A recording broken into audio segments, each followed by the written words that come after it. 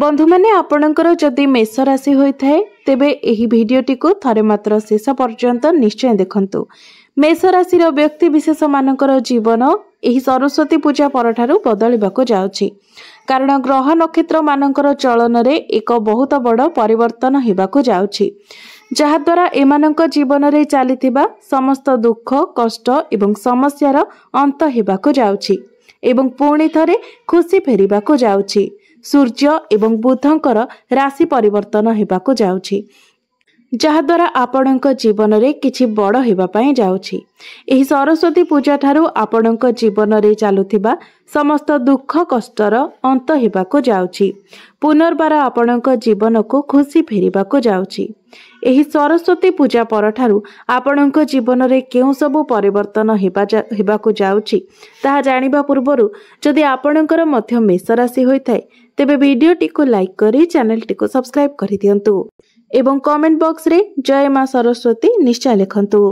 तो बंधु माने पूर्वरु आपणकर जहा भी किछि समस्या थिला ताहा निश्चित भाबरे एही सरस्वती पूजा परठारू अर्थात फेब्रुआरी मासरे से सबुर समाधान हेबाको जाउछि। तो फेब्रुआरी मासरे आपणक जीवन रे केउ सब परिवर्तन हेबाको जाउछि आसंतु से विषय रे जानिबा। तेबे बंधु माने आसंतु आरंभ करिबा आजिर एही कार्यक्रम को, जहा कि जन्म राशि एवं चंद्र राशि उपरे आधारित। तो बंधु माने राशि चक्रर 12 गोटी राशि मध्यरु प्रथम राशि हेउछि मेष राशि एवं मेष राशि रो राष्ट्राधिपति हेउछंती मंगल, जे कि फेब्रुआरी मास आरंभ रे आपणकर तृतीय भावरे विराजमान रहिबे। आपणकर द्वितीय भावरे विराजमान रहिबे गुरु, षष्ठ भावरे विराजमान रहिबे केतु, दशम भावरे विराजमान रहिबे सूर्य एवं बुध, एकादश भावरे विराजमान रहिबे राहु एवं आपणकर द्वादश भावरे विराजमान रहिबे शुक्र एवं शनि। तो सर्वप्रथम आसंतु जानि नेबा आपणकर स्वास्थ्य किपरि रहिबो एही फेब्रुआरी 2025 रे। तो बंधु माने कुंडलीर प्रथम भावटी होइथाय आपणकर स्वास्थ्यर भाव, इम्यूनिटी सिस्टम रो भाव एवं आपणकर प्रथम भावर अधिपति हेउछंती मंगल, जे कि आपणकर तृतीय भावरे विराजमान अछंती एवं एही मासरे मंगलंकर कोनोसी राशि परिवर्तन मध्य हेबार नाही। एही फेब्रुआरी मासरे केवल दुई ग्रहंकर गोचर हेबो, जे कि बुध ग्रह एवं सूर्य। तो बुध आपणकर 11 फेब्रुआरी को दशम भावरु एकादश भाव को चलन करिवे एवं 13 फेब्रुआरी को सूर्य आपणकर दशम भावरु एकादश भाव को चलन करिवे। तो बंधु माने मंगल जो आपणकर तृतीय भावरे विराजमान रहिछन्ते, तो तृतीय भावटी होइथाय साहस एवं पराक्रमर भाव, आपणकर एनर्जीर भाव, पाख पड़ोसींकर भाव एवं छोट छोट भ्रमणर भाव। तो बंधु माने ए मासरे आपणकर स्वास्थ्य तो भलो रहिबो, मात्र बहुत अधिक चिंता करिबा फलरे एवं बहुत अधिक यात्रा करिबा फलरे किंबा अधिक ऑनलाइन एवं मोबाइल व्यवहार करिबा कारणरू आपणकर मुंड बिंधा भली समस्या देखा देई पारे, आपणक मध्यरे आलस्य देखा देई पारे। तो मंगल जेहेतु आपणकर तृतीय भावरे विराजमान अछंती, तो अधिक यात्रा करिबा फलरे आपणकर मुंड बिंधा भली समस्या देखा देई पारे। तृतीय भावटी को कुंडली रे भलो बोली माना जाय न थाए। तो जेहेतु आपणकर राशिर अधिपति तृतीय भावरे विराजमान रहिबे, तो एही समय अवधि मध्यरे आपणकर इम्यूनिटी सिस्टम टिके डाउन रहिबो। एहा व्यतीत आपणकर स्वास्थ्य रे कोनोसी बड़ समस्या देखा जाउ नाही। एबे आसंतु जानिबा आपणकर शिक्षा क्षेत्र किपरि रहिबो एही फेब्रुआरी 2025 रे विद्यार्थी मानक पई किपरि रहिबो फेब्रुआरी मासटी। तो बंधु माने कुंडलीर पंचम भावटी होइथाय आपणकर शिक्षार भाव। तो आपणकर पंचम भावर अधिपति हेउचंती सूर्य, जे कि आपणकर दशम भावरे केंद्र रे विराजमान अछंती एवं 13 फेब्रुआरी 2025 को सूर्य आपणकर एकादश भाव को चलन करिवे। तो 13 फेब्रुआरी को सूर्य जेतेबेले निजर राशि परिवर्तन करिवे, मकर राशि रो कुंभ राशि को चलन करिवे, तो तांकर दृष्टि निजर स्वगृह पंचम भाव उपरे पड़िबो। तो 13 फेब्रुआरी परे आपणकर पाठ पढ़ार स्थिति बहुत भल रहिबो। तो 13 फेब्रुआरी 2025 परे जदि आपणकर कोनोसी एग्जाम रहिछि किंबा पाठ पढ़ा सह संबंधित आपण कोनोसी भी डिसिजन नेबा पई चाहुछंती, किछि फॉर्म फिलअप करिबा पई चाहुछंती, एडमिशन नेबा पई चाहुछंती, किछि भी करिबा पई चाहुछंती, तो 13 फेब्रुआरी परे निश्चित भाबरे समय आपणक पई अनुकूल रहिबो। आपणकु एही सब क्षेत्र रे शुभ फल मिलिबो, कारण 13 फेब्रुआरी को सूर्य एकादश भाव में रही सप्तम दृष्टि रे आपणकर पंचम भाव को देखिबे, जहाँकि शिक्षार्थी मानक बहुत अधिक शुभ फल प्रदान करिवो। यह सहित एकादश भावटी को लाभ स्थान माना जाय थाए, तो पाठ पढ़ारे निश्चित भाव में आपणको प्रत्येक क्षेत्र में सफलता मिलिबो। एबे आसंतु जानिबा आपणकर प्रेम जीवन किपरि रहिबो एही फेब्रुआरी 2025 रे। तो बंधु माने कुंडलीर पंचम भावटी शिक्षार भाव हेबा सहित पंचम भावटी मध्य होइथाय आपणकर प्रेम जीवनर भाव एवं संतानर भाव।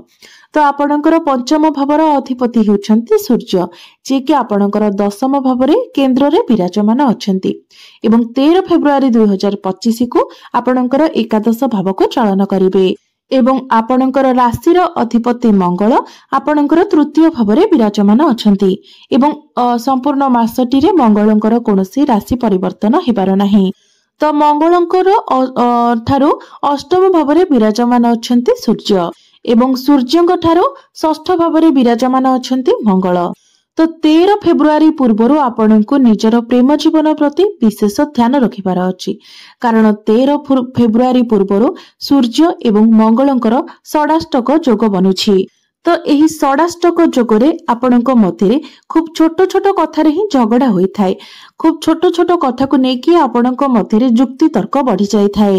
षडाष्टक जोगर अर्थ हेउछि मंगलंक ठारू सूर्य अष्टम भाव रे एवं सूर्यंक ठारू मंगल षष्ठ भाव रे। एही समय षडाष्टक जोगर निर्माण होई थाए।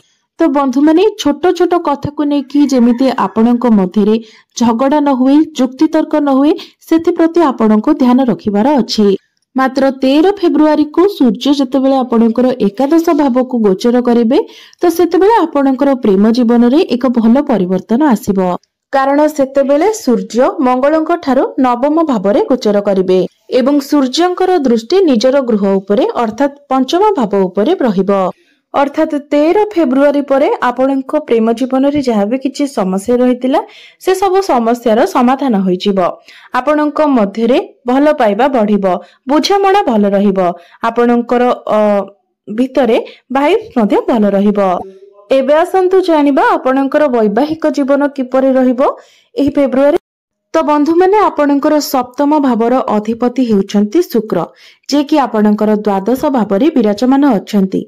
द्वादश भाव रे शुक्र को भल बोली माना जाय थाए एवं शुक्र आपणकर द्वादश भाव रे उच्चस्थ मध्य अछन्ति, जार अर्थ हेउछि एही मासरे आपणकर वैवाहिक जीवन बहुत भल रहिबो। आपण निज जीवन साथीक सहित केवाडे बुलिबाकू जाय पारंती। तो एही मासरे आपण धार्मिक यात्रा करि पारंती किंबा निज जीवन साथीक सहित आपण दूर यात्रा करि पारंती। आपणक मध्यरे भल पाइबा मध्य बढ़िबो, आपणक मध्यरे अंडरस्टैंडिंग भल रहिबो एवं आपणक मध्यरे कनेक्शन मध्य बहुत मजबूत रहिबो। तो आपणकर सप्तम भावर अधिपति जेहेतु उच्चस्थ अछंती, तो वैवाहिक जीवन रे कोनोसी प्रकारर भी समस्या देखा जाय नाही। आपण एही मासरे अर्थात फेब्रुआरी मासरे निजर जीवन साथीक सहित मिसिकी कोनोसी प्लानिंग करि पारंती। ताहा केवाडे बुलिबाकू जिबाकू हेइ पारे किंबा आपण फैमिली प्लानिंग हेइ पारे किंबा कैरियर रिलेटेड कोनोसी भी प्लानिंग आपण दुई जण मिसिकी करि पारंती। मात्र शुक्रंक सहित राहु जेहेतु आपणकर द्वादश भाव रे अछंती, तो आपणकर जीवन साथी जेमिति कोनोसी कथा रे कंफ्यूजन न हुअंतु किंबा छोट छोट कथा को नेकी जेमिति चिड़चिड़ा न हुअंतु, सेति प्रति आपणको ध्यान रखिबार अछि। एबे आसंतु जानिबा सबुठारु महत्वपूर्ण विषय वस्तु आपणकर भाग्य, कैरियर एवं व्यापार वाणिज्यर स्थिति किपरि रहिबो ए फेब्रुआरी 2025 रे। तो बंधु माने कुंडलीर नवम भावटी होइताय आपणकर भाग्यर भाव, दशम भावटी होइताय कैरियर कार्य क्षेत्रर भाव एवं सप्तम भावटी होइताय आपणकर व्यापार वाणिज्यर भाव। तो आपणकर भाग्य भावर अधिपति अर्थात नवम भावर अधिपति हेउछन्ति देवगुरु बृहस्पति, जे कि आपणकर द्वितीय भावरे विराजमान अछन्ति एवं द्वितीय स्थान रे विराजमान रही गुरुंकर दृष्टि आपणकर नवम भाव उपरको ही रहुछि एवं द्वितीय स्थानटी को धनर स्थान बोली माना जाय थाए। तो बंधु मैंने एही मासरे जदि आपण कोनोसी शुभ मांगलिक कार्यर आयोजन करिबा पई चाहुछंती, कोनोसी बड़ कार्यर आरंभ करिबा पई चाहुछंती, कोनोसी इन्वेस्ट करिबा पई चाहुछंती, किछि भी बड़ डिसिजन नेबा पई चाहुछंती, तो एही मासटी आपणक पई अनुकूल रहिबो। मात्र गुरुंकर दृष्टि आपणकर षष्ठ एवं अष्टम भाव उपरको मध्य रहुछि। तो आपणकर गैस्ट्रिक डाइजेशन प्रॉब्लम एवं स्टमक रिलेटेड प्रॉब्लम किछि देखा दे पारे। तो आपनको एई सब प्रति ध्यान रखिबार अछि एवं आपणक विरुद्ध रे जदि केही षडयंत्र करूछन्ति तो ताठारु दूरे रहिबा पई चेष्टा करंतु, अर्थात आपण निजर शत्रु मानक ठारु दूरे रहिबा पई चेष्टा करंतु। एबे आसंतु जानिबा आपणकर क्यारियर आपणकर कार्य क्षेत्र किपरि रहिबो एही फेब्रुआरी 2025 रे। तो आपणकर दशम भावर अधिपति हेउछन्ति शनि एवं शनि आपणकर एकादश भावरे विराजमान अछन्ति। तो शनि तो आपणकर भल स्थान रे विराजमान अछन्ति, मात्र आपणकर द्वितीय स्थान रे सूर्य बुधक सहित विराजमान अछन्ति। तो सूर्य एठारे आपणक मध्यरे नूतन ऊर्जार सृष्टि करिवे, आपणक मध्यरे सकारात्मक ऊर्जार संचार हेबो। बंधु माने सूर्य हेउछन्ति नवग्रहंकर राजा एवं सूर्य जतेबेले आपणकर दशम भावरे विराजमान अछन्ति तो आपण मध्य निजको राजा भଳି अनुभव करिवे, जहा फଳରେ आपण ध्यान देबे जे आपणक मध्यरे जेपरि अहंकार भाव न आसे एवं जुक्तितर्क ठारो आपण जेते दूर पारिबे दूरे रुहंतु। तो यह व्यतीत आपण निजर काम गुडी को निज हिसाब रे करबा को पसंद करिवे एवं बहुत भल शैली रे मध्य आपण निजर काम गुडी को करिवे। सूर्य दशम भावरे आपणक मध्यरे बहुत अधिक एनर्जी देइथांती, जहा कि पॉजिटिव एनर्जी देइथांती। यह सहित बुध मध्य जेहेतु आपणकर दशम भावरे अछंती तो आपणक मध्यरे बुद्धिमता मध्य बढ़िबो एवं आपण जेउ भली भावरे काम गुडी को करिवे सेथिपाई आपणको प्रशंसा मध्य मिलिबो। यह सहित सूर्य जेतेबेले दशम भावरे विराजमान थांती तो आपणको नुआ चाकरी मिलिबार मध्य अधिक संभावना रही थाए। सेथिपाई मेष राशि व्यक्ति विशेष माने जो माने चाकरी खोजुछंती तो आपणकर चाकरी मिलिबार जोग फेब्रुआरी मासरे सृष्टि हेउछि, सेथिपाई आपण निजर चेष्टा जारी रखंतु। मात्र जेहेतु आपणकर दशम भावर अधिपति शनि आपणकर एकादश भावरे रही आपणकर प्रथम भाव को देखुछंती तो यह फଳରେ आपणक मध्यरे जिद्दी स्वभाव देखा देई पारे। तो आपणको जिद्दी स्वभाव रखिबार नाही, ए सब प्रति आपण ध्यान दियंतु। तो यह व्यतीत जदि आपण देखिबे तो फेब्रुआरी मासरे आपणकर क्यारियर बहुत भल रहिबो। एबे आसंतु जानिबा आपणकर व्यापार वाणिज्य किपरि रहिबो एही फेब्रुआरी 2025 रे। तो सप्तम भावटी होइते व्यापार वाणिज्यर भाव एवं सप्तम भावर अधिपति शुक्र आपणकर द्वादश भावरे उच्चस्थ अछंती, जहा फଳରେ एही मासटी आपणकर व्यापार वाणिज्य को नै सर्वश्रेष्ठ रहिबो, कारण व्यापार वाणिज्यर कारक ग्रह बुध मध्य केंद्र रे विराजमान अछंती, जहा फଳରେ आपण निजर व्यापार वाणिज्य क्षेत्र रे किछि बड़ परिवर्तन मध्य करिवे। तो एबे आसंतु जानिनेबा किछि सहज एवं सरल प्रतिकार विषय रे, जो प्रतिकार गुडिक करिबा द्वारा आपणकर समस्त अशुभत्व गुडिक खंडन होई पारिबो एवं आपणको अधिक शुभ प्राप्ति हेबो। तो सेथिपाई प्रत्येक दिन आपण हनुमान चालीसार पाठ करंतु एवं मंगल आपणकर दुर्बल स्थिति रे थिबा हेतु आपण प्रत्येक दिन मंगलंकर बीज मंत्र मध्य 108 थर जप करंतु एवं प्रत्येक दिन आपण उदित सूर्य को तंबा पात्र रे जलार्घ्य अर्पण करंतु। निश्चित भावरे आपणको अधिक शुभ फल प्राप्ति हेबो, आपणकर भाग्य रे उन्नति आसीबो।